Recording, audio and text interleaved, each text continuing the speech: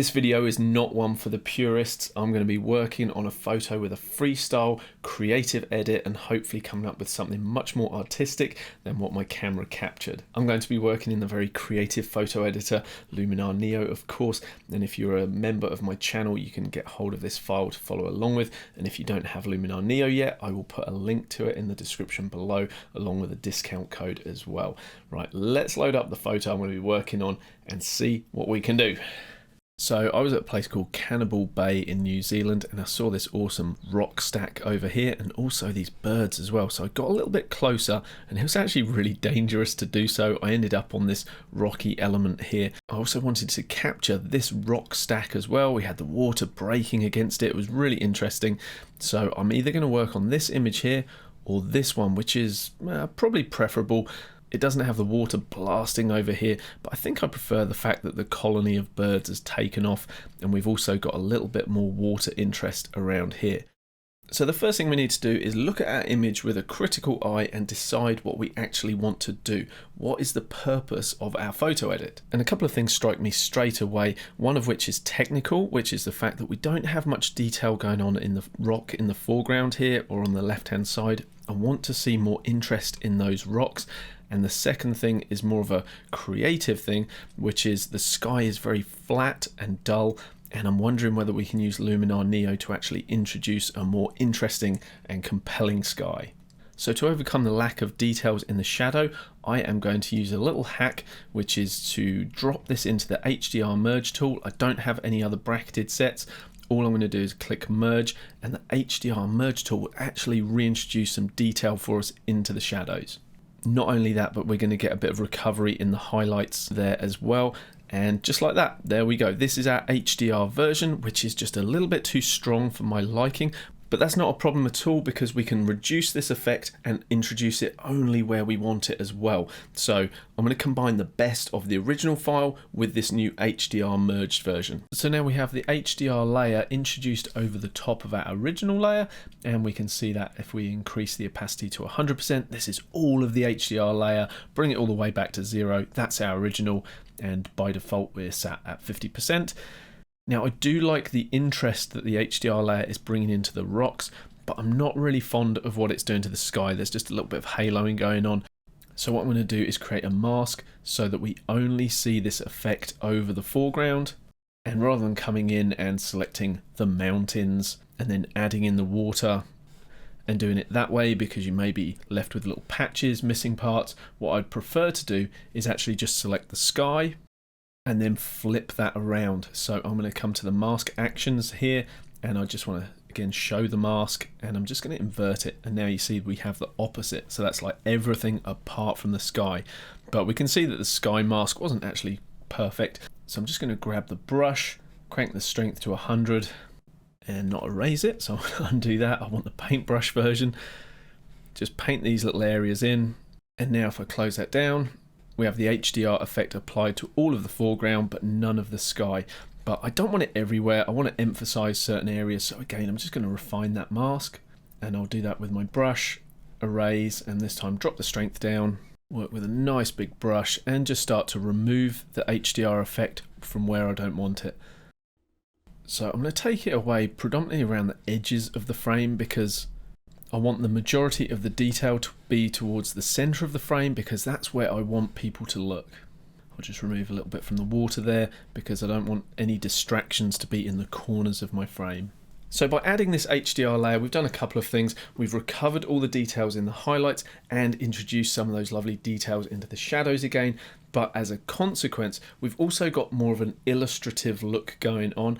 But I'm quite happy with that in this instance because I'm going for more of a creative artistic look. So the fact that it's a stylized illustrative look, I'm down with that.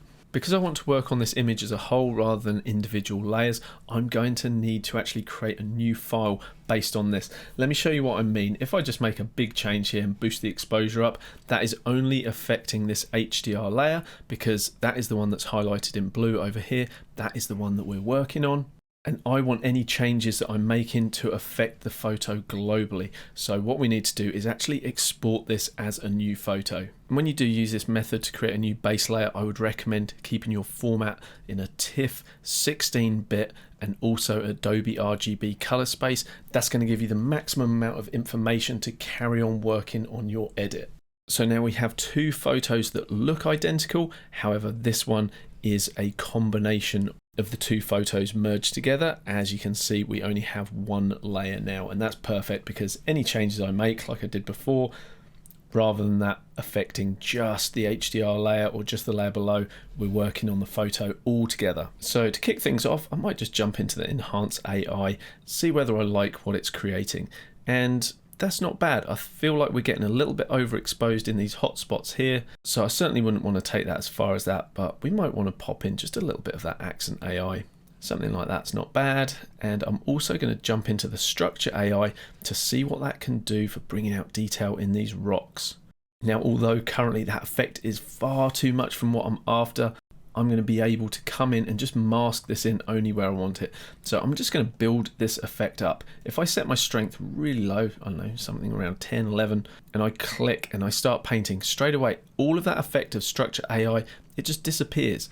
And now with every brush stroke that I make, I'm just going to be introducing that effect with additional 11% each time, because that's where my strength of my brush is set.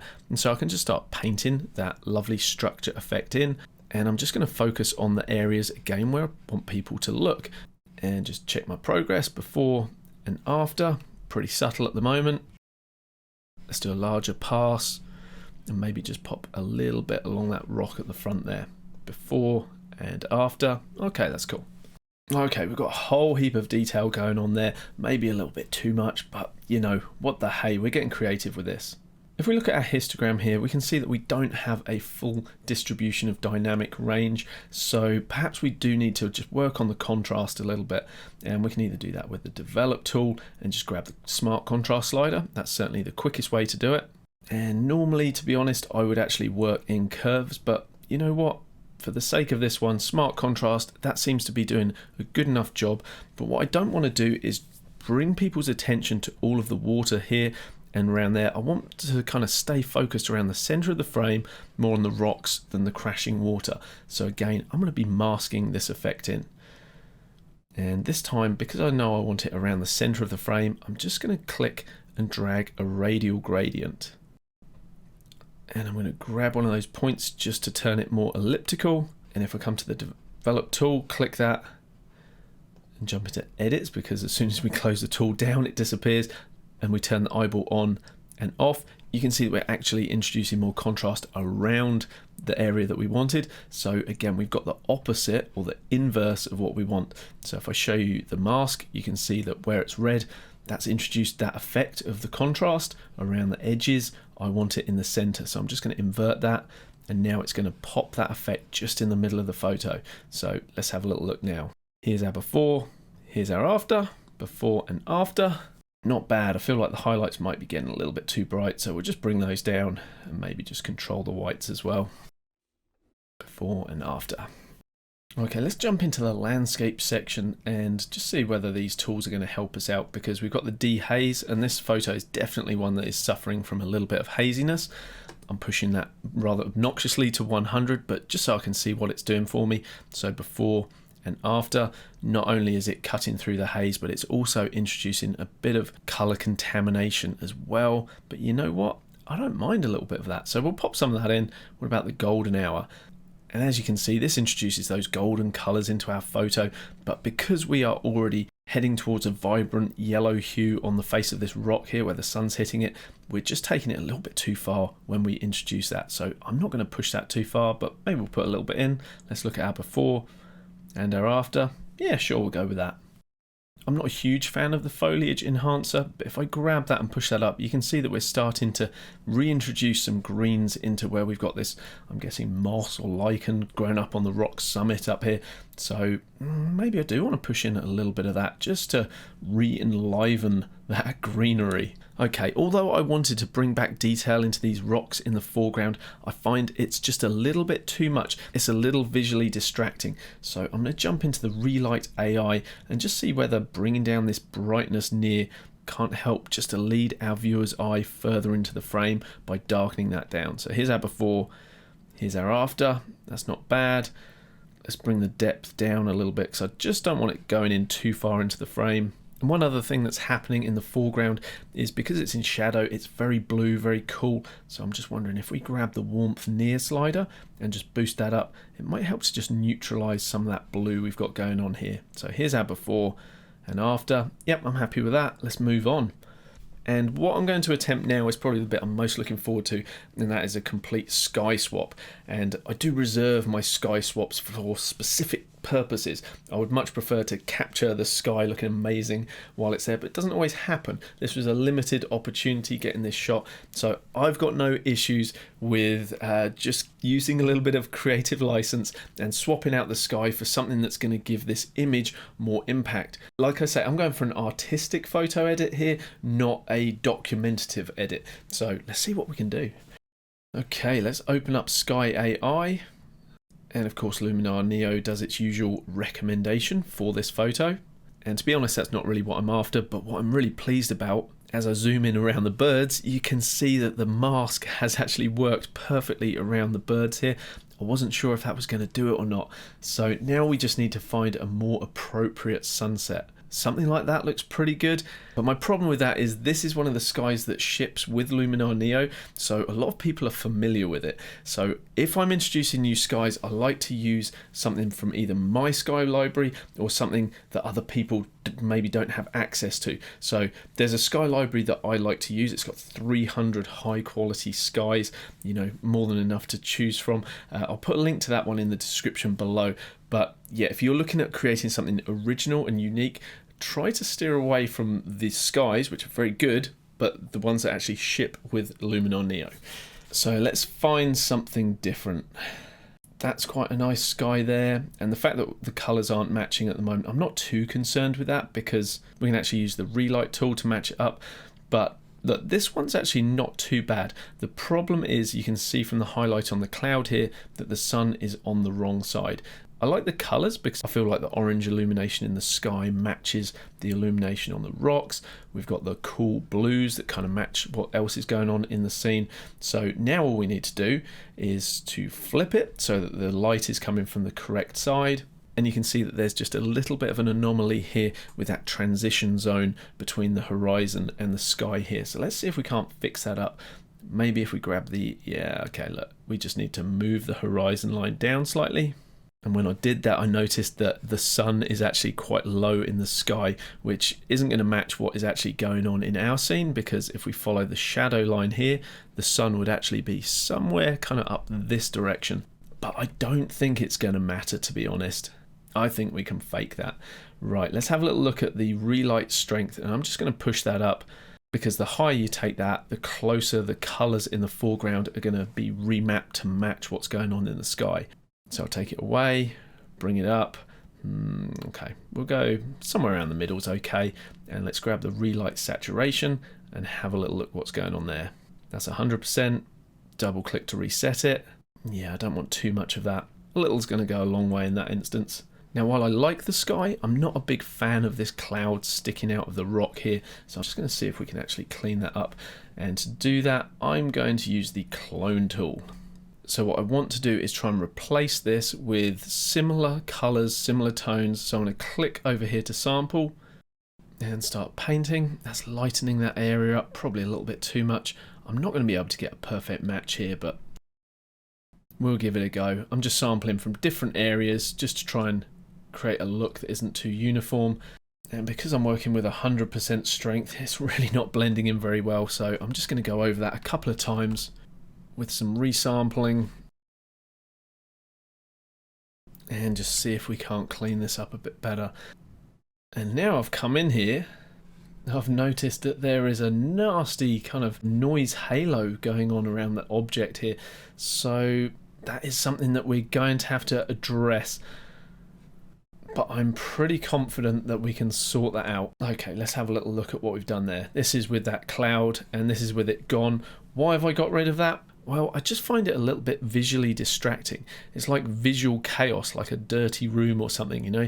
You just want to tidy it up. And so that's what I've done with that cloning. I've tidied up that cloud. And now, to my eye anyway, this sky looks much more appealing. Okay, I like the sky that we've introduced, but I really feel like this still needs more. So what I'm going to try and do is introduce some rays of light. You know I like to do that. But this is ideal because we've got a lot of mist going on from the sea spray. So you always need atmosphere for the light rays to catch in. So I think this will be believable to actually put some sun rays in. So let's see what we can do, because I think it will lead the viewer's eye as well. So let's come up to sun rays, and we are just going to crank the amount to 100. And now we can place the sun center. Again, working with the amount set so high is a good idea because it allows us to actually see what we're doing. And I've dragged the sun off up to top left and actually off of the photo itself, but I think that will be the direction that it's coming from. Now, if I move the overall look slider, this is where things get to look really fake when you push it down to 0. So what I like to do is push it all the way to 100, and now all we're doing is actually adding the rays. The effect isn't actually changing the look of the rest of the photo. So now it's just a case of finessing the look that we actually want to introduce.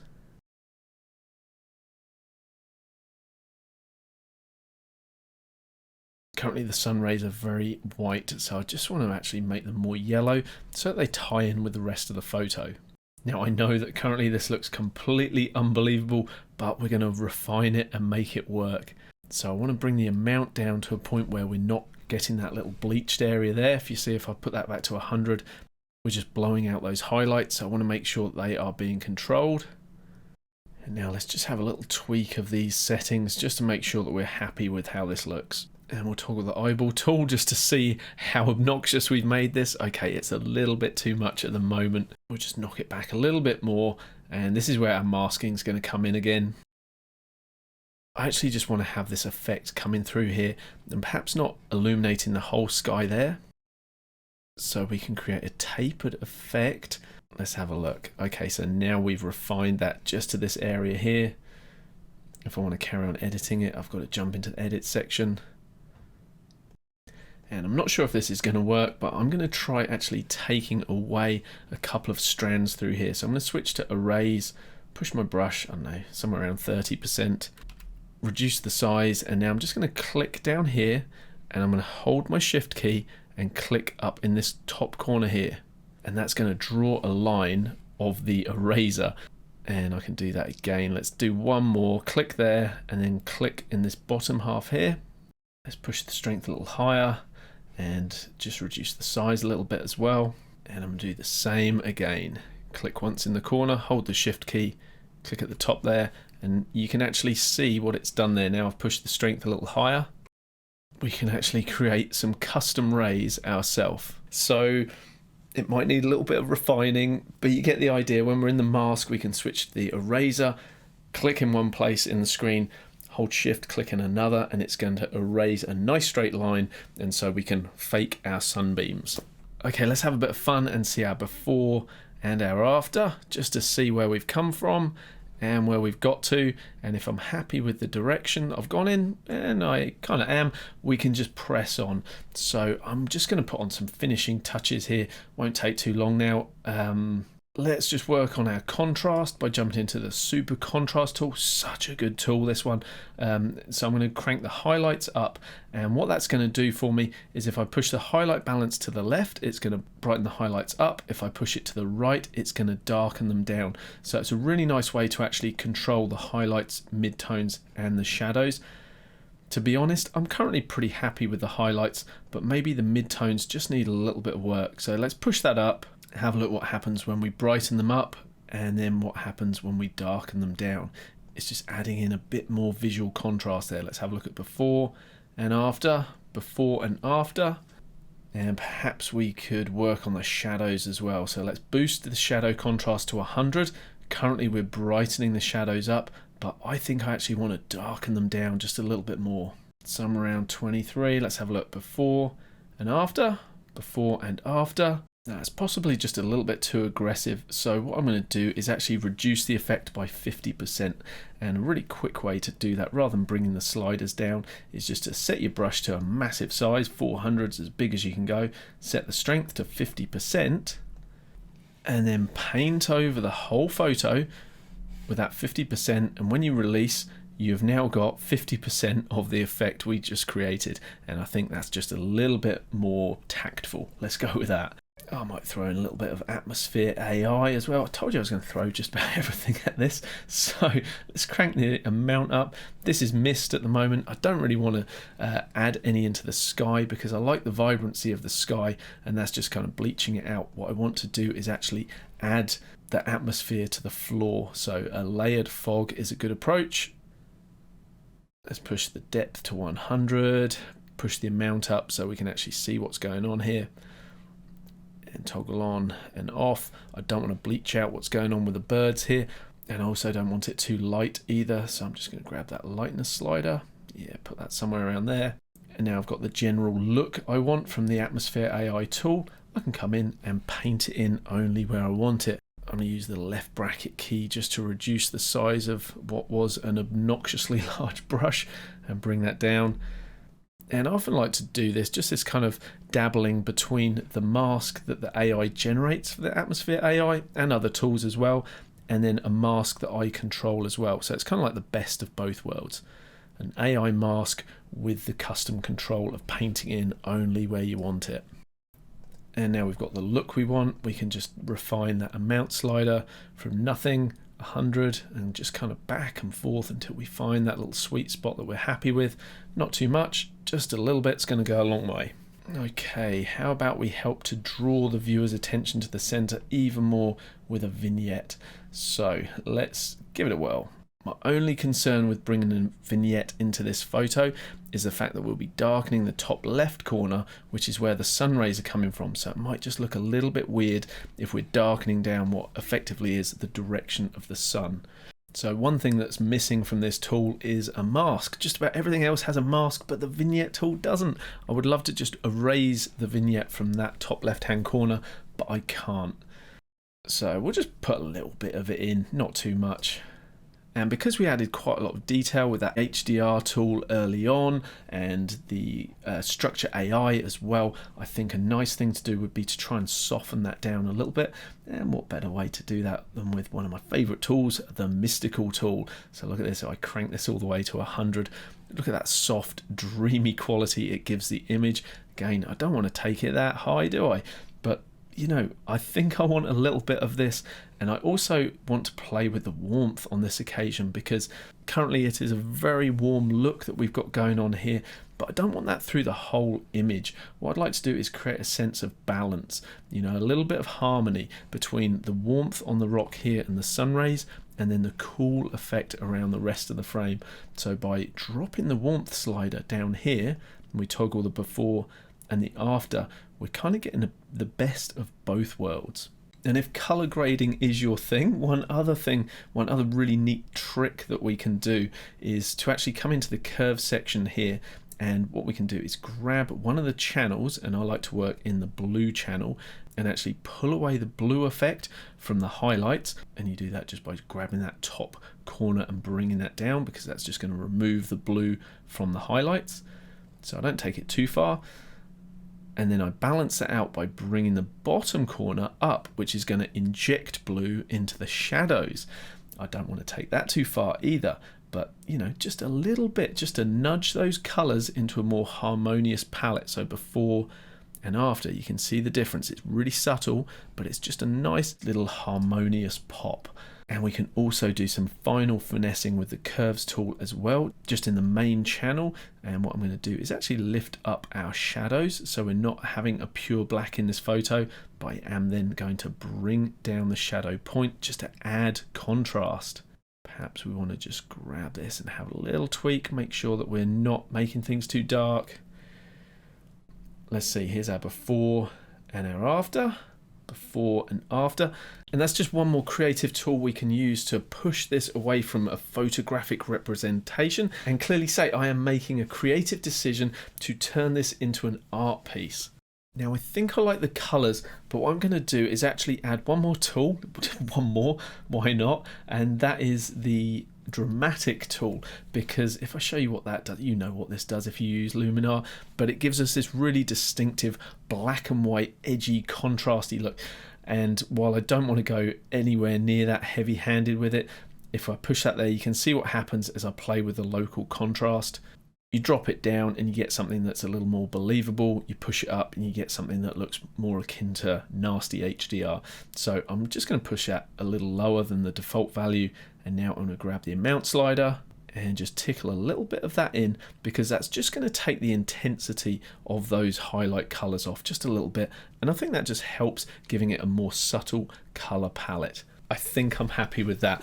So there's one thing that we need to fix with this. If we zoom into the photo, you can see that what was a noisy file initially, shot it at ISO 800, but that's been accentuated through all of the processing. One thing on top of another, it's just going to add more noise to the image. There's several things that we could do. One would be that we use the Noiseless AI extension inside of Luminar NEO to fix the file before we even start editing it. And while the Noiseless AI plugin is good, I prefer to use 𝗨𝗶𝗄 because it's even better. So let me show you what we can do with 𝗨𝗶𝗄 just to finish this image off. So if I zoom in, you can see a lot of digital noise, particularly around the shadows. Okay, let's close NEO down. And I've decided to open the photo in gigapixel rather than topaz denoise, because I've decided I may want to actually print this photo out. And gigapixel AI is an amazing bit of software. If you look on the left, we have our original file, and that's mimicked on the right hand side. But once I let go of my mouse, we see a newly calculated version that has been upscaled 2 times. And look at what it's done. Not only has it got rid of all the noise and artifacts in the sky, all of that noise around the edge of the rock here, but it's actually introduced detail into the rock area. And if I come over here to the birds, it's got rid of the pixelation that you can see on the left hand side and actually created nice smooth birds. And you can see from the little square over the thumbnail here that represents my magnification, we really are in amongst the weeds here. So when we print this out full size, this is going to look amazing. So I'm not even going to worry about topaz denoise AI. I'm just going to use gigapixel. It's doing everything for me. All I've done is select an upscale factor of 2 times, and I've chosen the AI model of very compressed. And the reason I've done that is you just flick through these with the magnification at 100% and you just check which one looks the best. Like low res is going to do a pretty good job as well. In fact, flicking between the two now, I think I do actually prefer low res, but I may just boost that noise suppression up a little bit. And that's it. Save the image, choose source, it will put it back in the same folder, and away it goes calculating.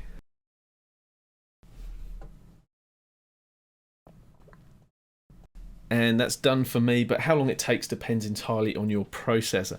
Now let's have a look at our before and after and see where we came from originally and where we got to. But before we do that, let me just say, if you don't have Luminar NEO yet and you would like to get it, I have a link with a discount code in the description below. I'll also put a link to the 𝗨𝗶𝗄 software as well, because in terms of improving your image quality, upscaling, sharpening, denoise, all of that, 𝗨𝗶𝗄 is the industry leader. I use it all the time for my architectural and landscape work, all of it.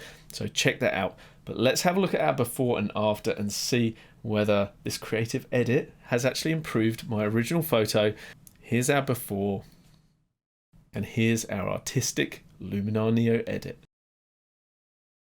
Before and after. Do let me know what you think to the edit in the comments below. I love to get your feedback. Chances are I may have overcooked it. I'm good at doing that when I'm recording videos.